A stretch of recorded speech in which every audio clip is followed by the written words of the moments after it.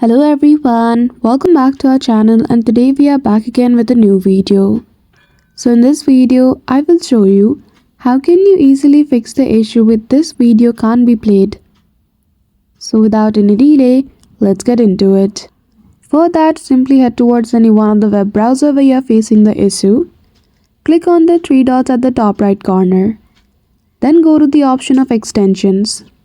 Go to manage extension. Once you do, toggle off all the extensions that is active on your Chrome browser right now. After you turn it off, again go to the three dots at the top right corner and now scroll below to go to settings.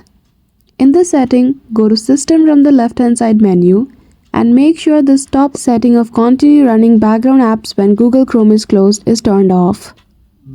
And that's it. That is how easily you can fix the issue with this video can't be played. So I hope you found this video helpful. If you did, don't forget to give it a thumbs up and subscribe to our channel for such tutorial. Thank you for watching till the end.